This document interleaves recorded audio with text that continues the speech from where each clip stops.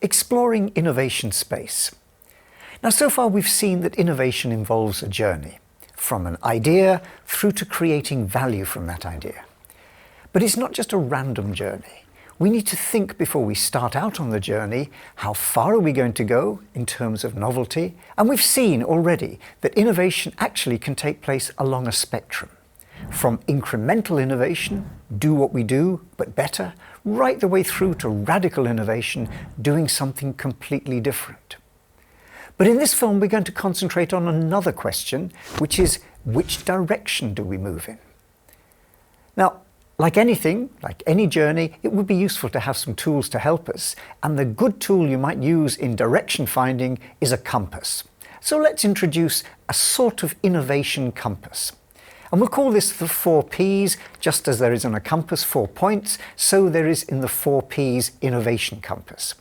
So we can think about changing our product, or more importantly, what we offer the world, product or service. We can change the process, the ways we create and deliver that. We can change the position, the context in which we place that innovation, and the story we tell about it. And we can change the paradigm, the underlying mental models that shape what we do and the world in which we're trying to innovate. So what we're going to do in this film is explore each of those dimensions, the 4 Ps of innovation. So let's start with the first of our 4 Ps of innovation, product innovation. Now this could refer to a physical product, or it could be a service, or some combination of the two. What we're really interested in is changes in what we offer the world. And we can make those changes, as we've already seen, right along our spectrum, from doing what we do better through to doing something completely different. Let's take some examples. This first one is the Bic Crystal ballpoint pen. Now it's an interesting example because once upon a time, back in 1951, this was a radical innovation. The world's first mass-market ballpoint pen. But it's still around 60 years later. Basically, it's still around looking pretty much the same as it always did. It hasn't changed apparently, but in fact, underneath it's changed a great deal. This is a classic example of an initial radical innovation followed by a long period of incremental, do what we do better innovation. If you tried to write with the early version of this pen, it was a rather streaky, greasy experience, not always the best in writing. These days, it's very smooth, very clear. If you were to put the ball under an electron microscope, the engineering that's gone into that over decades has made it better and more effective. In fact, if you look at the pen itself, it's actually got a number of holes in it. Now, these aren't quality defects. These holes are there for lots of good reasons. There are holes in the body of the pen to allow for the ink flow in particular, and there's a big hole in the cap of the pen, which is actually there because feedback from hospitals and clinics said that people have a tendency, especially children, to chew pens. The risk is they swallow the pen and choke. So please, Bic, would you put a large hole in the cap to stop people choking? So here we have a classic innovation story. It's not just one group of scientists doing all the innovation. Ideas are coming from everywhere, from users, from hospitals, from scientists, from all sorts of people, all of them contributing to the doing what we do better story. And it's worth doing. Even though this product is very, very old now, it still sells over 12 million every day. So it's a testament to the power of incremental innovation as much as it is to the occasional radical spurt. So that's one example of product innovation. Let's take another one, the bicycle. Now this is familiar to all of us, but it's interesting to look back to when the bicycle was born. Back in the early days of the Industrial Revolution in places like the United Kingdom, what we had were people moving into the cities, but they couldn't really all move around on horses, so there was a need for personal transportation. At the time when we were beginning to learn to work with iron, and gradually the possibility began to dawn on some entrepreneurs, there's probably a personal transportation device we could create. It didn't happen instantly. There were many, many attempts to create a bicycle before finally we get to something which is still recognizable today. This diamond frame at the center of a bicycle really dates back to that period in the very, very early days of the Industrial Revolution. But of course, the bicycle, from that initial radical innovation, has then gone through decades, centuries of incremental improvement innovation, and continues to do so. Let's take a third example, and the third example is iTunes. Now, as we've already looked, the music industry is one which has been characterized by a great deal of innovation. There have been some breakthroughs, Thomas Edison's gramophone, for example, and a lot of incremental innovation. Now, iTunes comes quite late in the story. It's basically one of the digital devices where music is not available in a physical format, but as an electronic file. And Apple were not the inventors of the MP3, or indeed the first to apply that as a way of selling music. But what Apple did, and the radical innovation, was to package that product up by getting all the different elements and particularly negotiating the intellectual property, the royalties and so on, putting it together into a system which worked. A radical innovation which then many others began to imitate. So iTunes was not the only platform, there were many others. But that's another example of product innovation. So what about our second innovation direction, process innovation? Well, here we're talking about changes in the way we create and deliver whatever it is we offer the world. Now, these could be physical changes, especially if we're talking about manufactured products. They could also be business processes. But basically, these are things we can change in the way we create and deliver what we offer. And the same principle applies. We can do this along a spectrum of novelty, from incremental, do what we do better innovation, right through to radical, do different innovation. Once again, let's look at some examples. Now, if we think about the world of retailing, of shopping, well, this has been around a long, long time.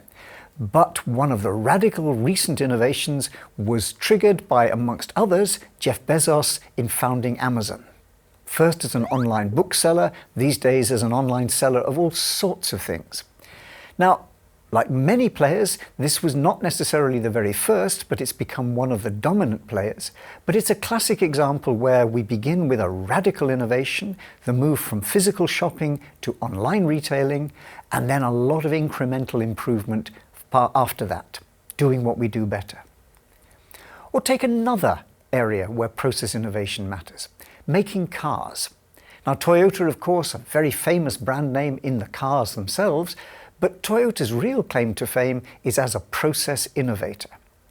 Right back in the days after the Second World War, Japan was a very small marketplace for cars and was very resource constrained. Skilled labor was scarce, money was scarce, materials were scarce, and what Toyota had to do was invent a very different way of making cars.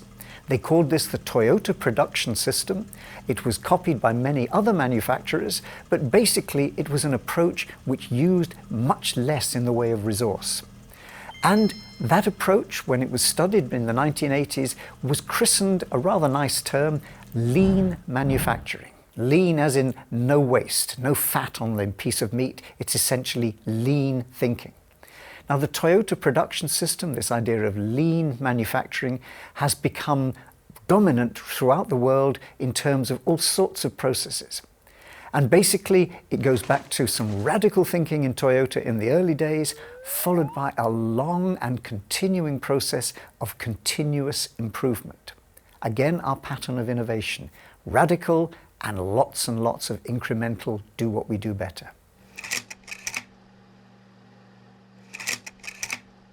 So how about our third direction for innovation? Well, we'll call this one position innovation, and it's a little more subtle perhaps than the first two, because what this is really talking about is where we put the innovation. For example, which market do we sell to, or which segment, which group of people do we target, or the story that we tell about our product or our service. Now, all of these are things we can change, we can innovate in this direction. Same principles apply, We can innovate right along our spectrum, from incrementally doing what we do but better, right through to radically changing the position. Some more examples. Now, coffee is a drink we've had for a very long time, but one of the radical innovations in this area, the radical position innovations, has been the kind of thing that Starbucks and many, many other imitators have done with the world of coffee. They've moved this from a commodity drink, you drink coffee because you're thirsty, to very much a drink of choice. Look next time in Starbucks or another coffee shop at all the different kinds of coffees that are available in all the different formats. What they've eventually done is basically take coffee and move it from being a commodity to telling a story, being an experience. It's a very different approach to innovation, although the wet drink inside the cup is the same as it always was. It hasn't really changed the product or the process. The innovation has been very much around the position. Or take another example, ice cream. Now, it doesn't get much simpler than ice cream. We're really talking about frozen milk. Not a radical idea in terms of the product, not a radically difficult process. But the interesting thing here is we've still seen innovation in ice cream. If you think about ice cream, maybe the first picture that comes in your head are children. Children, ice cream splashed all over their face on a warm, sunny day. But when Häagen-Dazs entered the market, what they did was rather different. They told a different story about ice cream. This was a sensual pleasure for adults. And it's interesting because in the early days there weren't even many different flavors. This was just advertising and other devices trying to reposition Häagen-Dazs as an ice cream for adults. Now take a look at the frozen cabinets today in the supermarket, and they're full of adult ice creams. All sorts of different brands, all sorts of different flavors. But fundamentally, that whole product category emerged as a result of position innovation. Let's move then to our last innovation direction. And this one we've called paradigm innovation. Now that's a slightly tricky word. It comes from the Greek, but if you think of it, it's the way we think about what we do. Maybe think of it as a pair of mental spectacles through which we view the world. What are the problems we're trying to solve? What are the solutions we're trying to offer? It's the mental model we have about innovation. And we can change that. Let's again look at some examples, but remember, once again, we're talking about a spectrum of possibility, from doing what we do better, incrementally developing our paradigm, right the way through to fundamentally changing it, radical innovation. Now, in the hotel business, we've been providing accommodation for centuries, and the model has been very much one about rooms which you then rent out. The biggest provider of accommodation in the world today, however, doesn't own a single room. Their model, their paradigm change, their radical paradigm innovation was the idea of enabling people to share their accommodation across a platform. Airbnb and their many imitators essentially are working in a very different paradigm, a different mental model for the accommodation industry. Or take Spotify. We've talked quite a lot about music. Spotify and the other players in that space have again challenged the dominant paradigm. Dominant solutions become different solutions when you change the way you look at the world. And the question that was asked was, well, why do people need to own music? Would they not be happy renting it? Having access to many, many different kinds of music, a great deal of choice. My own personal Spotify possibilities now, I can rent up to 3 million songs. I couldn't listen to all of them in my lifetime. So what they've done is essentially changed the way we think about the music game, and as a result, they've secured a very interesting opportunity. It's paradigm innovation. So let's summarize where we've got to. We've talked about innovation not just taking place randomly, but happening in a particular direction. And we've started to use our innovation compass, the idea of there being at least 4 points around which we could innovate. Product, what we offer the world, process, position, and paradigm.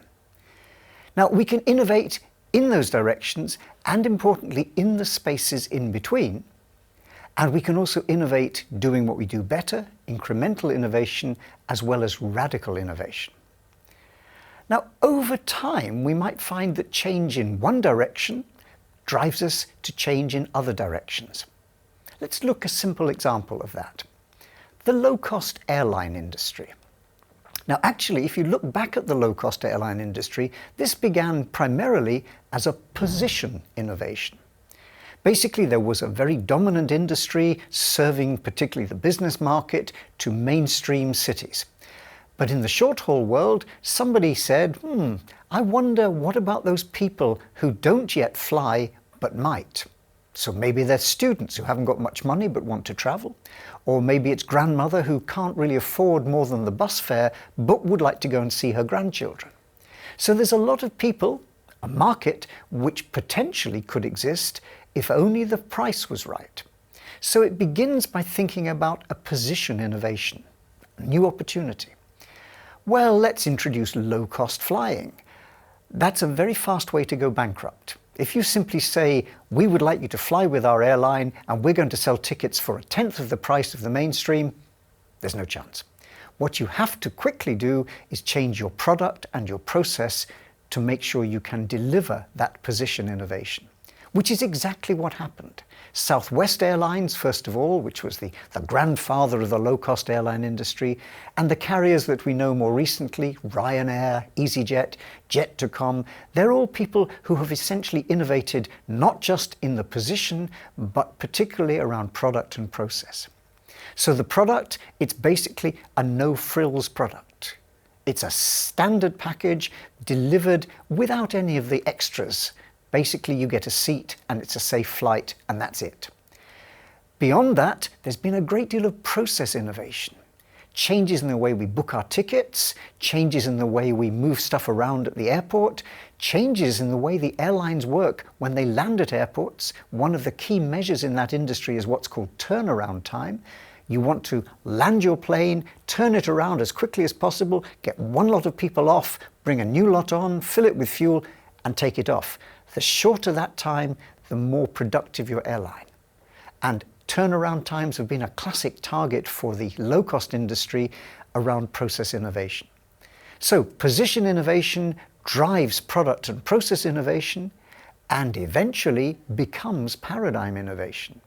Way back in the early days of the low-cost flying world, there were two separate airline industries. This emergent low-cost one with a very different approach and the mainstream.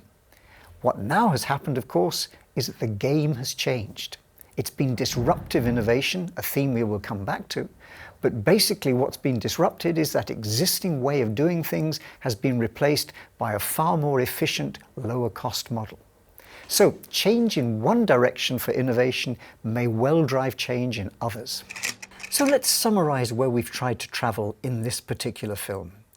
We've seen that innovation is something of a journey, creating value from ideas, and we have opportunities in many different directions.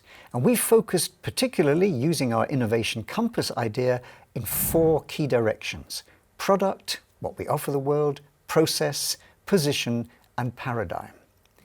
Within each of those directions and in the space between them, there are opportunities for incremental and for radical change, do better and do different. And innovating in one direction often might drive innovation in others in order to make that initial direction really work. So direction in innovation does matter. It's not just about randomly setting off on a journey. We need to think about where we're going. Now, let's pause for a moment and think about all of that.